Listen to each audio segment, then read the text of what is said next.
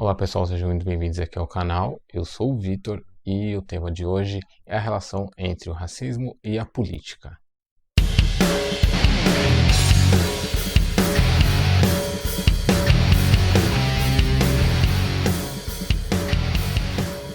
Hoje uma das coisas que eu gostaria de colocar aqui para vocês é um conceito muito importante, que é a questão do racismo de classe. É um conceito que eu aprendi com o professor e sociólogo G.C. Souza, que são ideias complexas, mas eu acho que são muito legais para a nossa reflexão e para o combate a essa questão do racismo. Então, quando eu falo de racismo de classe, né, é porque o racismo, como eu já coloquei no vídeo anterior, não se restringe só a uma discriminação pela cor da pele. Né? Numa sociedade especialmente como a nossa, a questão do racismo está bastante ligada também a uma questão classista. Né? E o que são as classes, afinal? Classe, pessoal, é reprodução de privilégio ou a reprodução da falta desses privilégios, tá?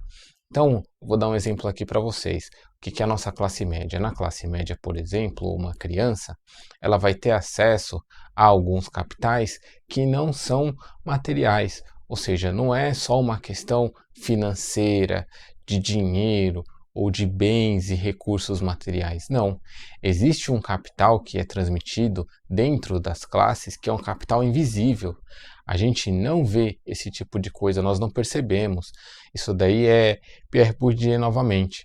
O que é esse capital simbólico, esse capital cultural? Na classe média, a criança que nasce lá vai receber dos pais, desde o berço, alguns estímulos, incentivos, capitais, por exemplo, como vai ver o pai lendo um livro, lendo jornal, a mãe estudando, lendo uma revista, por exemplo. Essa criança, por amar a mãe e o pai, vai imitar, ela vai ter estímulos à leitura desde pequeno. Né? Por ver o pai ali parado estudando a mãe, ela vai desenvolver a capacidade de concentração. Ou seja, quando ela chegar na escola, ela vai conseguir se concentrar para prestar atenção naquilo que está sendo passado na lousa pela professora. Isso é extremamente importante. Essa criança vai desenvolver autocontrole, né? Que é uma coisa fundamental depois para ser usada no mercado de trabalho. Né? Então, todas essas questões que são capitais simbólicos não são materiais, mas são coisas que vão preparar essa criança para ser um campeão no mercado de trabalho. Né? Então, ela vai ter todos esses estímulos, a mãe contando uma história ali antes de dormir, vai estimular a imaginação, trabalhar com a autoconfiança dessa criança. Tem pensamento prospectivo, que de tudo acho que é a coisa mais importante que eu aprendi com o Gessé, que é o que é a capacidade de você pensar a longo prazo, né? Tudo isso daí essa criança recebe quando nasce dentro dessa classe. Nas classes mais pobres isso não acontece.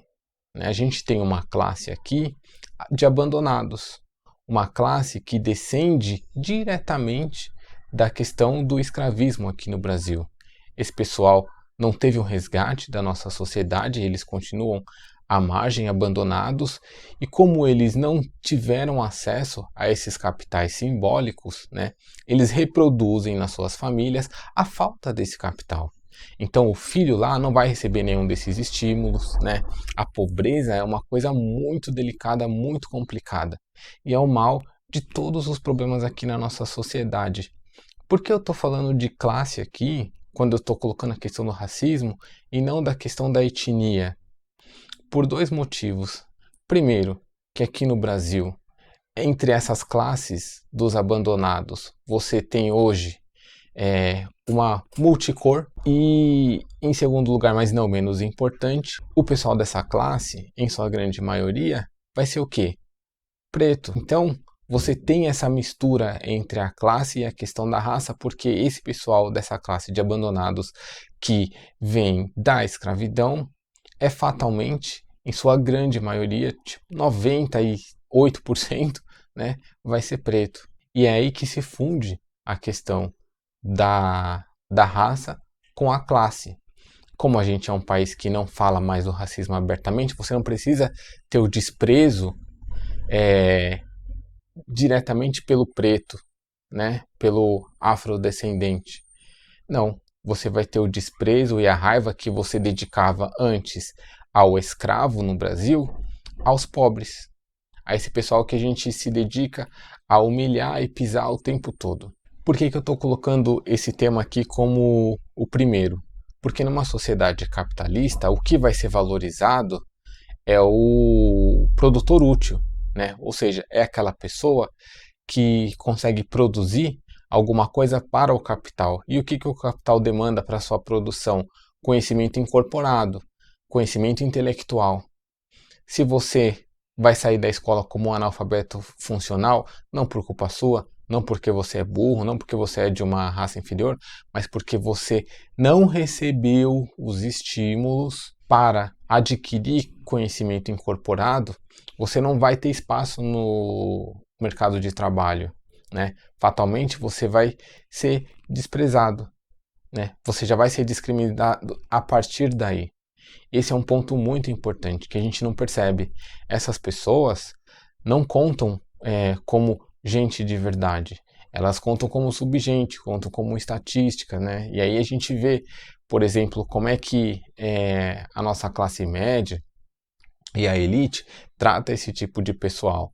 Quando o presidente lá da XP Investimentos diz que, olha, o combate ao coronavírus está indo de vento em popa, porque na classe média as mortes já pararam.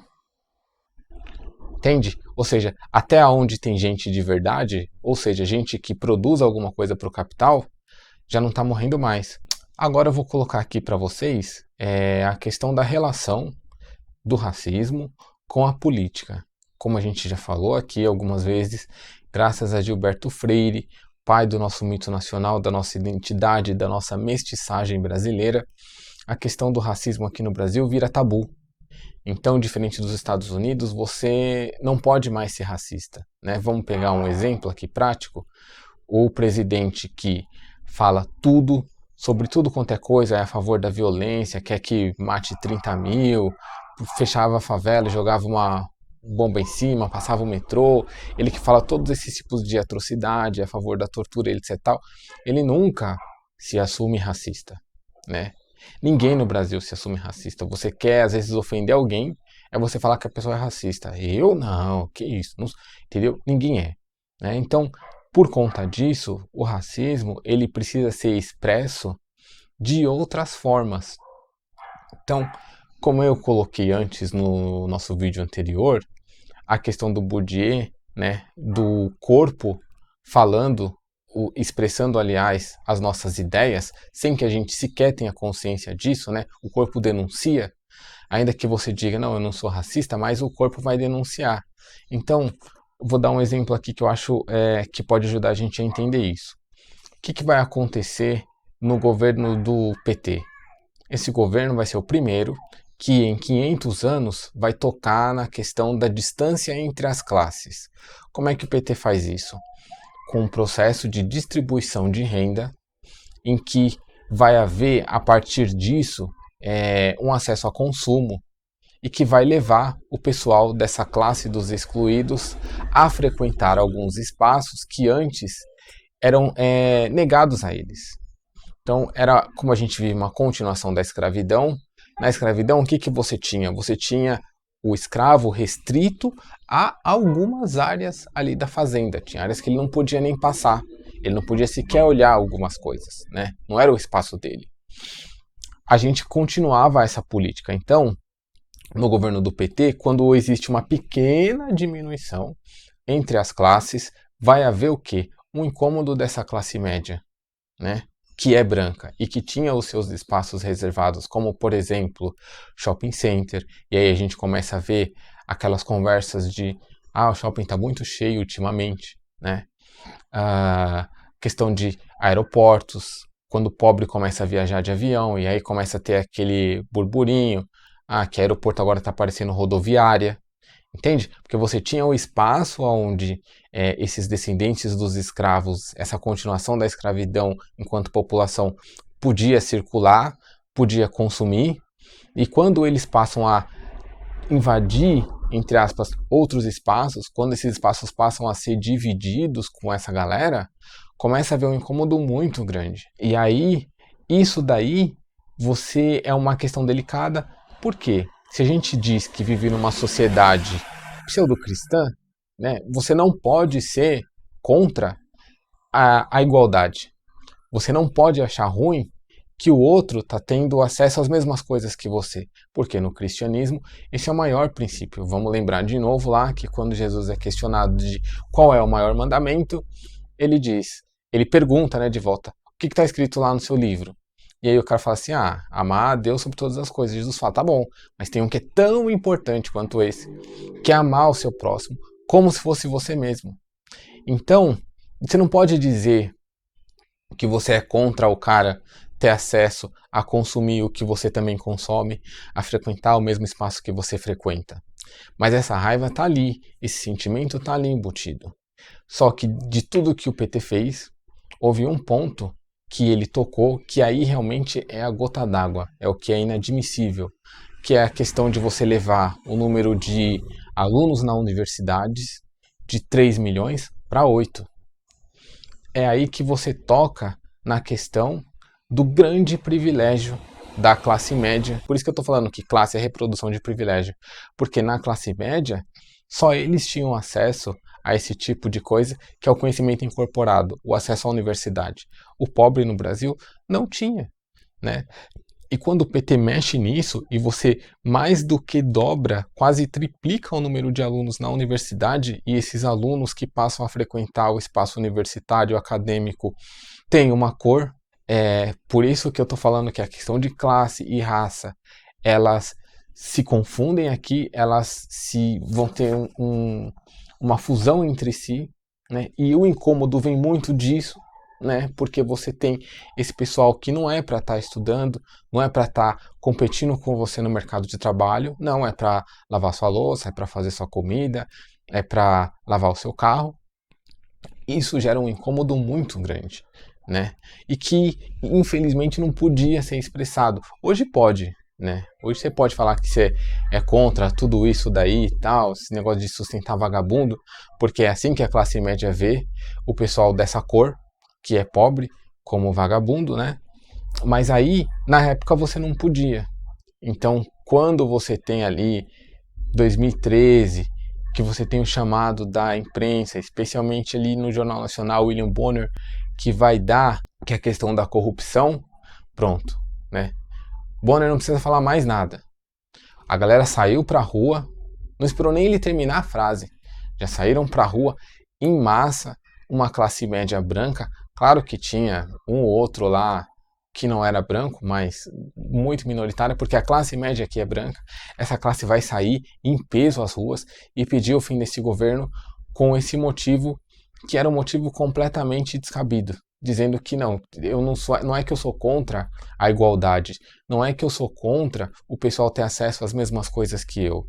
O que eu não gosto é da roubalheira e esse governo só rouba. Eu sou contra a corrupção, né? A televisão, ela deu para essas pessoas uma legitimação para aquele sentimento que estava guardado há muito tempo, para que elas pudessem expressar essa raiva que elas têm contra o pobre no Brasil, né? E o pobre no Brasil, mais uma vez, tem uma cor específica. Então entende que eu não estou precisando falar que é uma raiva contra o negro, tá? Basta você dizer assim, não, a raiva aqui é contra o pobre, o desprezo, a humilhação, é uma coisa que você joga nesse pobre. Qual é a cor do pobre aqui no Brasil? A gente já sabe. Entende? É assim que funciona o racismo que não pode ser expressado. E por que eu estou falando que essa questão do pessoal que foi às ruas nessa época e derrubou o governo eleito democraticamente era uma questão do racismo e não era uma questão política ou de anticorrupção? Por quê? Aliás, era política, mas não era anticorrupção. Por que eu estou falando isso? Porque no governo seguinte, quando você tem lá o presidente Temer, né, sai o vídeo lá, né, sai a conversa dele gravada da ligação lá com o Aécio, falando de maleta, de não, mantém isso daqui, paga fulano, faz assim, pega não sei aonde, mantém o dinheiro lá do Cunha, não, se meu primo não sei o que, a gente mata ele. Quem não lembra disso, né? E aí era diferente do caso do Partido dos Trabalhadores, porque não era uma suspeita, que até hoje nunca foi provada. Inclusive, no caso da Dilma, ela foi inocentada depois pelo TCU. Mas no caso do Temer, não, era uma coisa gravada, comprovada ali, filmada, tudo, né? Você tinha toda a materialidade ali, concreta, efetivamente um caso de corrupção escandaloso sendo dito. Ninguém foi para a rua. O que incomodava essa classe que foi às ruas não era a corrupção. Não tem nada a ver com isso. Acontece que o que incomodava é que você não pode ter no Brasil uma parte pequena do orçamento. Não chegava a 5% para você fazer uma distribuição de renda para essa classe dos mais pobres. Não chegava a 5%. Mas só de você pegar uma moeda que seja para dar para esse povo, não. Isso aqui a gente não admite, entendeu? Isso dá raiva, isso gera ressentimento, né? E aí não é uma questão de você perguntar para o pessoal que está lá nessas manifestações, você é racista? Todo mundo vai falar que não é. E muita gente vai falar achando que não é mesmo, né? Não, eu não sou.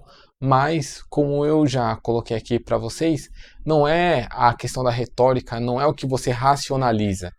Racionalmente, você pode até falar, não, ser racista é errado e eu não sou um cara racista, preconceituoso, que odeia negro e pobre, eu não tenho nada disso. Mas os seus afetos vão ser expressados nas suas ações.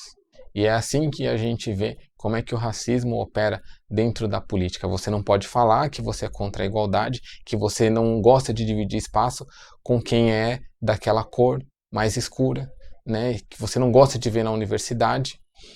Mas aí quando você tem a oportunidade de acabar com tudo isso, você sai correndo, né? Grita a plenos pulmões.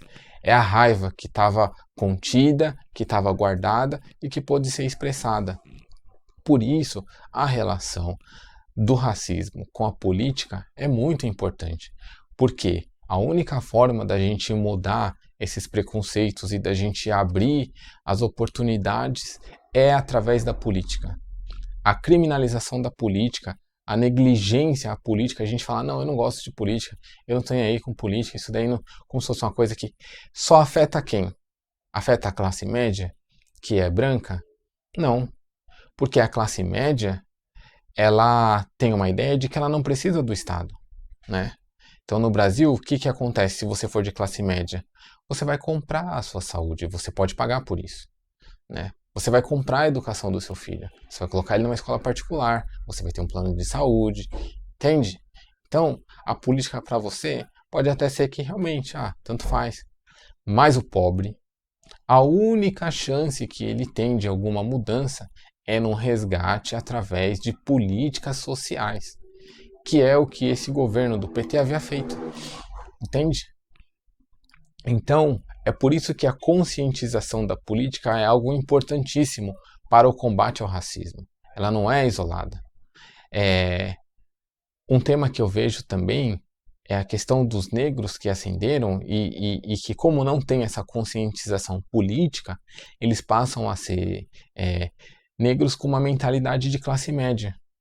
Eles passam a ter acesso a algumas coisas, consumir algumas coisas de um certo valor, e eles vão ter o que como pauta política? A questão da segurança, porque não querem ser roubados. Entende? É como se eles não tivessem nenhuma relação com esses 70% de abandonados que a gente tem no Brasil. E esse tipo de pensamento, esse tipo de crítica que eu coloco aqui é muito importante. Por quê? Porque esse negro que ascende à classe média e que vai ter esse tipo de pauta de segurança ou a questão identitária de que não, você tem que aceitar o cabelo assim, isso daqui tem que ser bonito e tal, não sei o quê. É por quê? Claro, porque dentro do ambiente que ele passa a frequentar, ele sofre aquele olhar de desconfiança, ele sofre com aquele olhar de um certo ressentimento, de um certo desprezo, de que ele não é tão capaz assim, entende? Isso daí vai acompanhar. E por que que isso daí acompanha os negros que ascendem à classe média? Porque essa imagem é reforçada constantemente, todos os dias. E o que que eu acho que alimenta esse mecanismo de reforço da imagem do preto como incapaz, o preto como alguém que você tem que desconfiar, que você tem que ter medo, como alguém violento? Por quê? Se a gente abrir todos os jornais, você tem aí, por exemplo, o Cidade Alerta, que vai mostrar o quê? Todo dia, algum pobre sendo preso, bandido, etc e tal. É assim que eles são retratados. O Cidade Alerta é o tipo do jornal que vai mostrar o resultado final de uma vida que foi que sofreu violência desde o início, né? Nasce num lugar feio, nasce num lugar sem qualquer estímulo para qualquer coisa, sem saneamento, sem coisa nenhuma, que não entende a relação do mercado, do capital, a importância do estudo, o pensamento prospectivo. Esse cara que não teve nada, que o Estado foi ausente desde o dia 1, né? Mas chegou na hora de prender ou de matar dando um tiro no cara. E esse cara que morre, a classe média aplaude. Porque para a classe média aqui, você tem duas alternativas se você está entre esse 70%. Ou aceitar um trabalho animal e servil de esforço, onde você vai vender a sua força, a um preço vil. Ou, se você não quiser e se você se rebelar, que a polícia mate, né? Só que essa imagem da violência aqui no Brasil, que é muito alta, porque a gente tem muita gente nessa população, são 70% a maioria desses pobres. Qual é a cor desse pessoal que vai aparecer no jornal? E é isso que vai reforçar esse estereótipo de que, ó, tá vendo? Preto rouba mesmo, preto é ladrão, preto é violento. Entende? Então, esse desprezo que a classe média preta tem em relação aos excluídos do Brasil, que são multicor, que eles jogam como se fosse, não, isso daqui não tem nada a ver comigo, mas esse bumerangue volta depois e bate, né, no coração deles. Por quê? A galera tá vendo os jornais e tá vendo essa violência toda que a gente vive por conta dessa marginalização que nós temos em relação a essa população é preta. Então, entende o mecanismo, como eu acho que ele funciona? E é por isso que a gente não consegue se desprender desses estereótipos. Por isso que a política é importante. Para a gente fechar, vou pegar aqui o último caso, que é uma coisa muito triste que aconteceu nessa última semana, do Miguel lá em Recife, um menino que morreu caindo do 9º andar. E aí a gente olha esse tipo de situação, né? E tende a ver já na questão puramente racial. Olha, a mulher, a patroa, que era branca, a empregada negra e tal. Enfim, o que eu queria colocar aqui para vocês pensar o que eu gostaria de colocar aqui para vocês pensarem é o seguinte: por que que a mãe dele, né? Por que que a mãe do Miguel teve que sair durante a quarentena para ir trabalhar? E aí, durante a quarentena, você não consegue deixar o seu filho na casa de ninguém, né? Porque tem a questão da contaminação, então ele tem que estar com você, é tudo mais difícil, a escola está fechada, etc e tal, né? E aí, essa é a questão da ausência de uma política para os mais pobres entre nós, porque eles vão ser os mais expostos sempre, os mais fragilizados sempre, né? Se a gente tivesse um Estado presente, se nós tivéssemos um governo que tivesse uma política de assistência social e que estivesse dando um salário para essas pessoas, uma ajuda de R$ 1.500 que fosse, 1.200, essa mulher provavelmente não teria saído de casa no meio da quarentena para trabalhar. Olha quando a gente fica pensando aí, não tem que dar nada para esse pessoal. O negócio aqui é meritocracia, né? E aí acontece esse tipo de coisa. Então, eu acho lamentável o que aconteceu e penso que em alguma medida, apesar de eu ver um anseio muito grande das pessoas em condenarem a patroa, e que eu acho que tem que ser julgado, a justiça tem que condenar isso, mas existe sim uma responsabilidade da nossa parte, porque nós estamos em 2020, num país riquíssimo, que deu no mês passado mais de 1 trilhão para os bancos, para combater a pandemia, e uma mulher que é mãe, né, tem que sair de casa porque não tem qualquer assistência do governo. Entende? Então a gente, enquanto sociedade, precisa repensar a nossa posição política, porque é só a política que consegue mudar a nossa sociedade.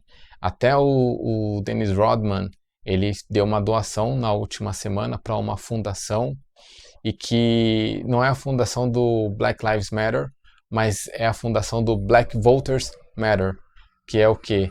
Os votos pretos importam, né? E é isso que a gente tem que entender. O nosso voto importa muito, por isso a gente precisa repensar os nossos valores e o que nós queremos enquanto sociedade aqui. Então isso é o que eu penso, essa é a ligação que eu fiz entre a questão do racismo e a política. Espero que vocês tenham gostado do vídeo e a gente se vê no próximo. Um abração para vocês.